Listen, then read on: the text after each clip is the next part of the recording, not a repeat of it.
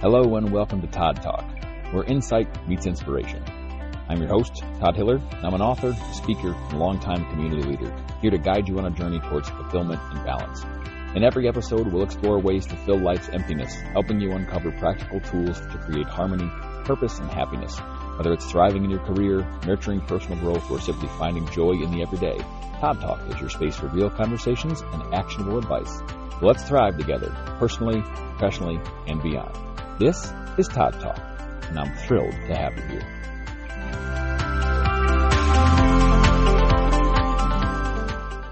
Hello, everyone, and thank you for tuning in to another episode of Todd Talk. Today, we're going to talk about something that I think can truly have a really big impact on your life and the way you feel overall and the way you feel with situations, especially difficult situations.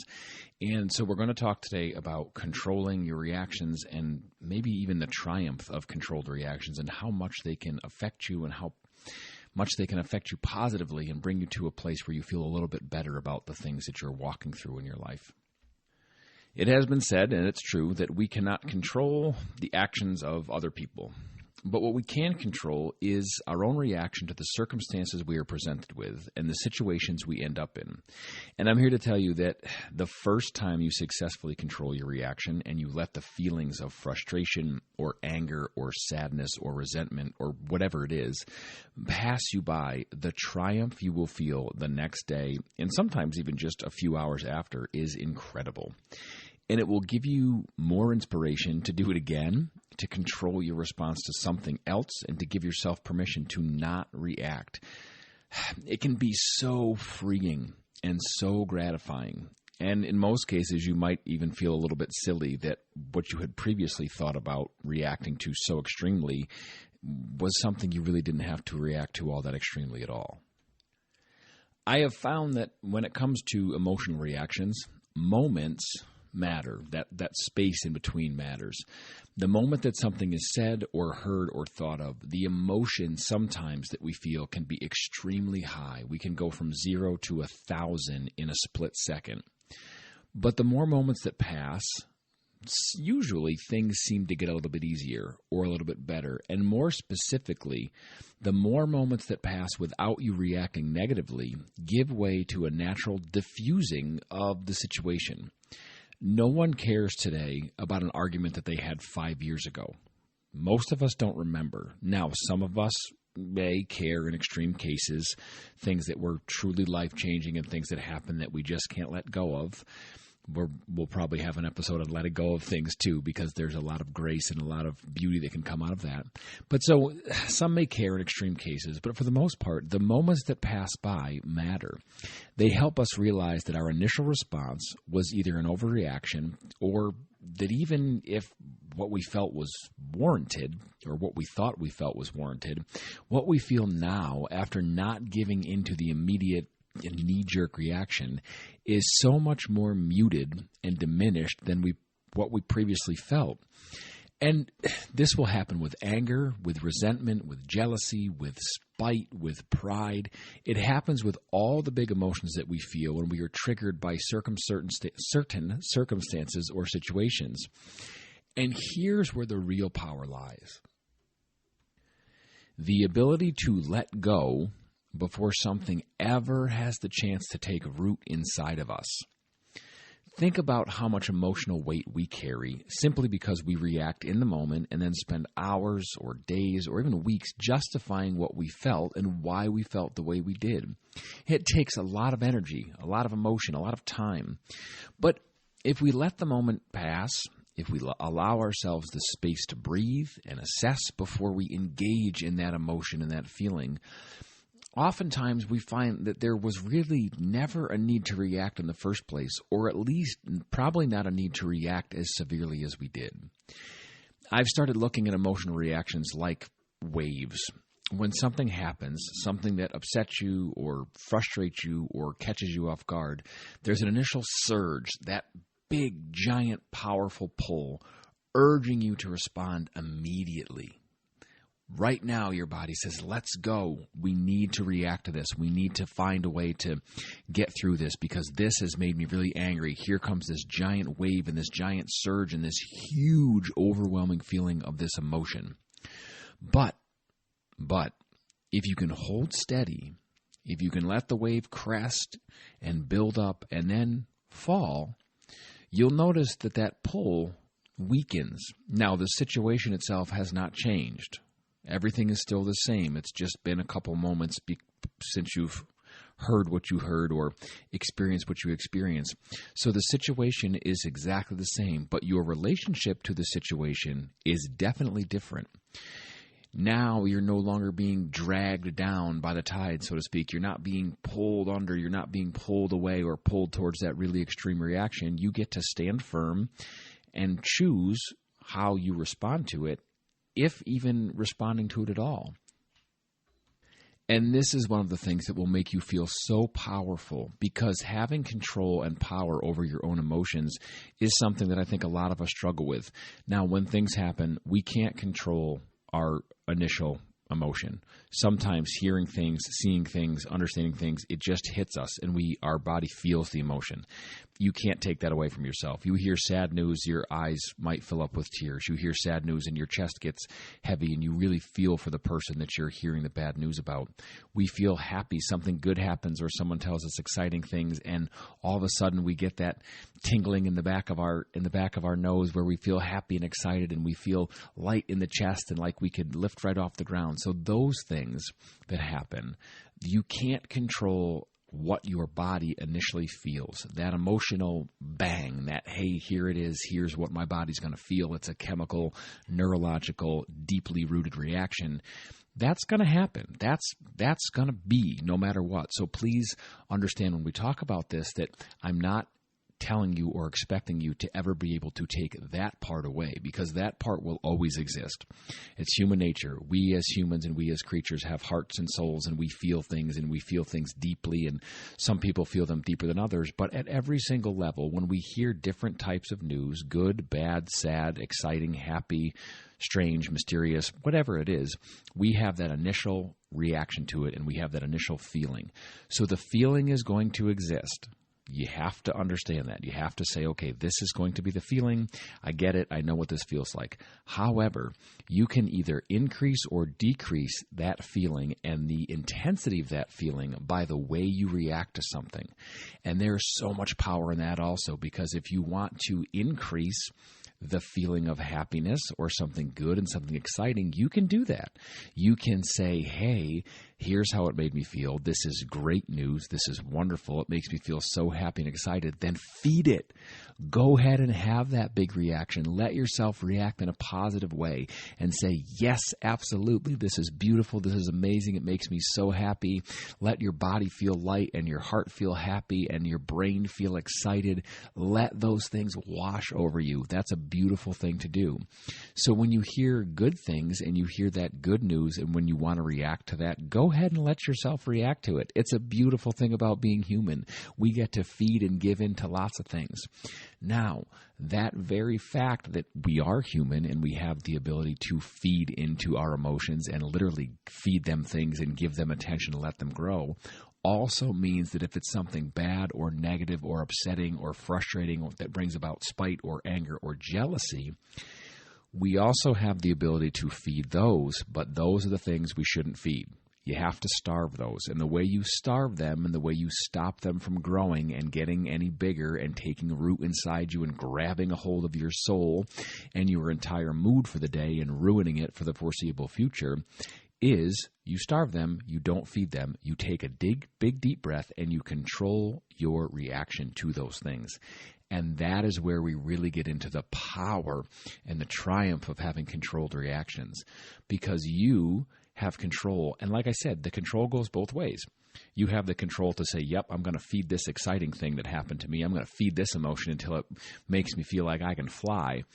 And you also have the control to say, nope, I do not want to give any energy to this that's going to ruin my day. I'm not going to go to this negative place. I'm going to sit in this and take a moment to breathe and let it pass. And I don't want to give this emotion any more than it already has. And that's also a triumph. Because, well, let's be honest, so many of the things that we react to, the things that consume our thoughts and emotions in the moment, are things we won't even remember in a few weeks. Now, the exciting things you'll probably remember for a long time because they're good or they lead to things you're going to pursue or new and exciting opportunities, and that's okay. But when it comes to the negative things, the things we're going to starve, in a handful of weeks, sometimes even a handful of days or hours, we don't even remember what they were about. And that's so true with so many things. The harsh comment from a coworker or a friend, the misunderstanding, the feeling of being underestimated, or the feeling of someone, made a dig at you because they don't agree with what you're working on or the way you did something. All of those things might sting in the moment. But when you give yourself the gift of time, and it is truly a gift, when you give yourself the gift of time, they lose their power over you. Because if you think of the bad thing that happened or the thing that was said, someone said something that annoyed you or offended you. In that moment, it hurt. It stung. But if I asked you 4 weeks from now, hey, do you remember on that day that person said something about whatever, your outfit or what you were working on at work or what you decided to do with your hair or the car you chose to buy? Remember that thing that really made you kind of mad and annoyed? Most of us would say, I guess so. And even if we do remember, if I said, well, how do you feel about it now? You'd say, oh, it's fine. Whatever. It was just a comment they made, and it's fine. We can move on with things, but sometimes it takes us a really long time to move through things and past things because when it initially happens, we let them grab a hold of us, and we let them grab a hold of us deeper than we should. So if you allow that to not take root and not take hold inside yourself, walking through it or walking away from it in some cases is a lot easier, and they lose all their power over you. Things go from super ugly and angry right back down to almost nothing, and it happens pretty quickly as long as you control your reaction. Now, the caveat to that is that's not to say you should suppress your emotions or ignore the things that bother you. Not at all. Please hear me when I say that. Feeling things and our emotions and the way things happen to us and the way we feel about them, they definitely matter. Again, that's one of the beautiful things about being human. But it's about recognizing that not everything deserves your immediate energy. Hopefully that makes sense. So yes, you don't need to suppress your emotions. You don't need to ignore things that bother you. It's important to stand up for yourself. It's important to stand up for the things you believe in. It's important to let the people in your life know that there is a way you will be treated and a way you refuse to be treated when it comes to negative treatment or being ignored or, being cut down. So please hear me when I say that's the case. Okay. You should not suppress your emotions or ignore the things that bother you. We have to remember to stand up for ourselves and to demand to be treated the way we should be treated. But not everything deserves your immediate energy. Some things need to be addressed, absolutely. Sometimes we have to stand up for ourselves. But others are just passing storms. And you don't need to stand in the rain every single time and get soaked and angry and cold and miserable. Sometimes it's simply easier to just walk inside and stay dry. And here is the most liberating part. The more you practice this, the more natural it becomes. You'll find yourself reacting less, not because you're bottling things up, because that's not good to do either, but because you've trained yourself to prioritize peace over impulse. Peace, and especially sustained peace and long-term peace, is far better and far more rewarding than acting on impulse. We learn that emotional discipline isn't about shutting down. That's not it at all. You should never do that. If something bad happens or frustrating or something that angers you, don't shut down and ignore it. That's not what this is about. It's about choosing when and how you engage, because there is a time and a place to walk through all the different things that you're going to experience. But that peace over impulse and that learning to prioritize how you react can bring you to a really beautiful place. And it will start to become more natural and feel really, really good. So the next time you feel that surge, that heat of anger or that pang of jealousy, the sting of resentment, just pause. Just stop for a minute and take a breath. Just give it a minute. I think a lot of times I hear myself telling my kids, hey, deep breath, hold on, take a breath. They get hurt or something happens or they get frustrated. I myself tell them all the time, hey, listen, take a breath. And I think there's so much to be learned as adults for us to do the same thing. if we take that breath, if we give it a moment, if we give it sometimes give it a few moments, because in the space between impulse and action, between reaction and response, that is where the real and true power lies. And once you learn to control that, you'll start feeling a level of emotional freedom that most people never experience. Some of the most beautiful people I have talked to, and the people I admire the most when it comes to how they handle things and how they walk through emotional things, they have this beautiful balance of knowing exactly how to approach them and walk through them. If it's something big, they never just push it to the side and bottle it up and say, this doesn't matter. They look at it and they face it head on, and they take the time to walk through it diligently and solve the problem and make sure that they are keeping the relationship with that person, the other person in their life who the conflict may have been with. They're preserving their relationship with that person by making sure they address things before they get too big and too out of hand. But they also have this really beautiful way to mix that with taking time and separating reaction and response. Responding to something should take a little bit of time. You need to know what you're responding to and have the entire picture, have the whole picture in front of you. So some of the people, like I said, the most beautiful people I've met and talked to who can work through conflict so well, they understand that so inherently, and it seems so easy to them. And I'm sure at some level it wasn't. It took some practice. But that level of emotional freedom is so beautiful and so wonderful, and it is absolutely attainable if you start doing this and practicing this in your own life. Now, there's nothing more powerful than realizing you get to decide what's worth your energy. We only have so many minutes in the day, hours in the day, days in the week, and we also only have so much energy in the course of the day, the week, the month, or whatever it is. And realizing that you get to decide what's worth your energy is so beautiful and so powerful, and it'll make you feel liberated and happy and like you truly are in control of your own life. And the beauty of doing this, the beauty and the natural, beautiful side effect of doing this when it comes to emotional response is that it will start to ripple into every part of your life. You'll notice that you're not just controlling your reactions in heated or angry moments, but you're also approaching everyday situations with a clear mind and a much calmer heart.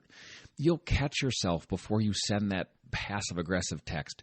You'll pause before engaging in an argument that won't serve you or won't solve any problems. I have found in my life that sometimes there are people in this world who you will encounter who they just like to argue for the sake of arguing. Sometimes they don't even know what they're saying. They don't disagree with you. They just want to argue to be argumentative. And I don't know if you've encountered people like that, but I definitely have. And they are the type of people that are definitely not worth your energy. They're just there to argue. They don't have a greater goal. They don't have a lofty ambition. They don't have a point they're trying to prove. They just want to argue because, unfortunately, some people just like arguing. But when you do this, when you realize those things, that you don't give into the argument that won't serve you, you take that moment before you engage in something that you really think isn't going to go anywhere. When you do that, you'll end up in such a beautiful place with a calm mind and a calm heart, and it'll feel so clear the way you should respond and walk through things. And I think you'll even notice yourself letting go of past grudges that, in hindsight, probably never really deserved the space they took up in your mind at all. Think about that too. Think about your mind and the capacity we have to think about things and have a busy brain. Think about all the things that are up there wandering around in your head that probably don't even deserve your energy or the space they take up in your mind. How many things, pause for a second right now and think, how many things are there that you are giving your energy to, giving your brain power to, letting take up space in your mind and in your heart that you can truly let go of and not worry about? Why hold on to things that don't serve you? Why hold on to things that are never going to bring you any elevation in your life or to a new beautiful place in your life? Let them go. Don't give them the energy that you could be giving to other things in your life. Don't give energy and space in your mind to awful negative things like a long-term grudge when they could be going to something that's right here in the now, in the moment, that's beautiful for you, that you want to celebrate. Use those things to take up the space in your mind. I think that you'll feel a lot happier if you start to do that too and realize that there are things that we can leave in our brain let take up space that are much better than the grudges that we have up there.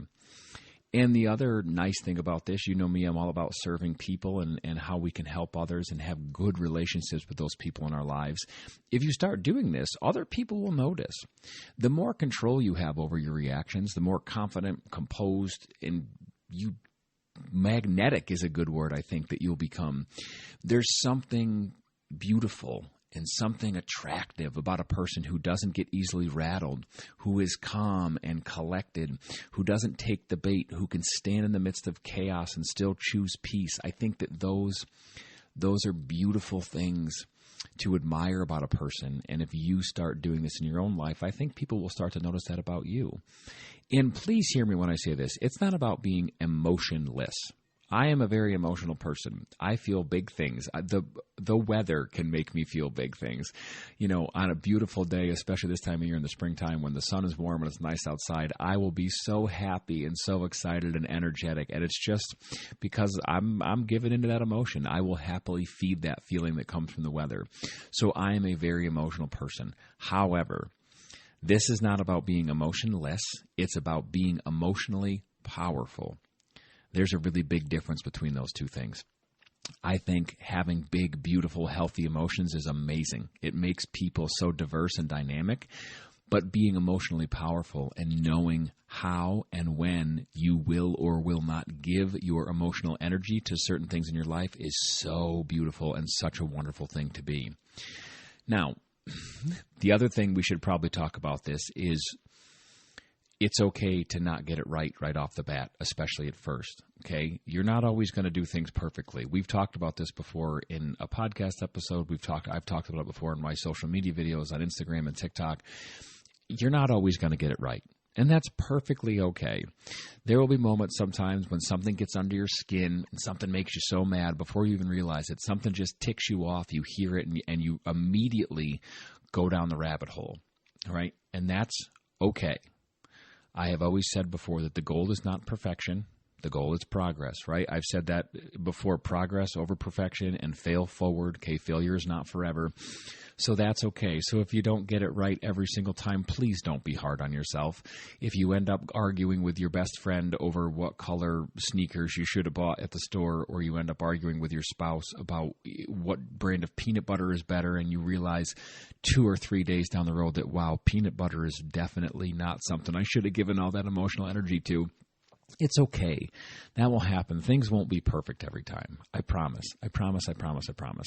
So progress over perfection, right? So the goal is to start recognizing those moments as they happen and then shorten the time it takes to reset, right? So you can have a progressive goal or a progressive walk through this.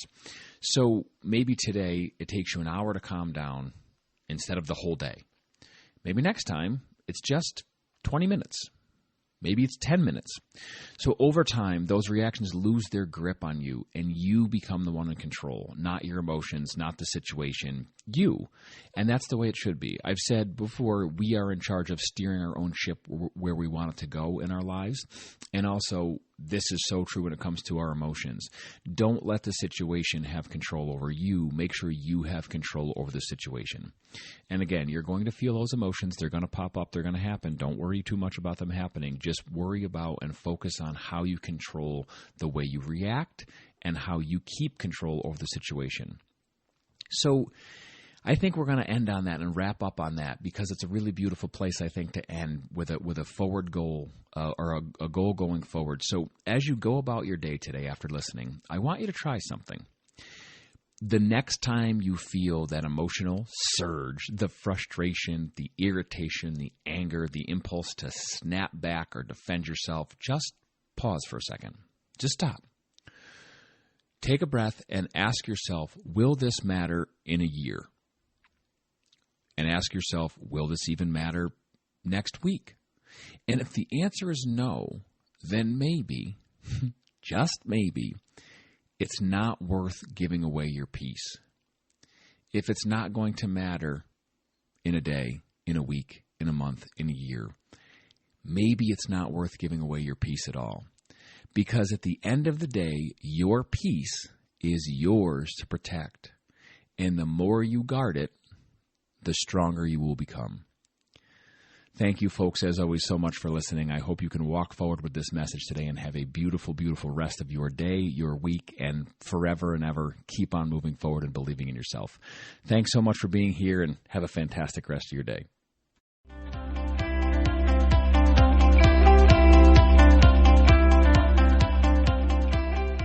Thanks for tuning in to Todd Talk. If you've liked what you've heard, please go ahead and subscribe and follow along so you don't miss any updates or new episodes. Thanks very much and enjoy the rest of your day.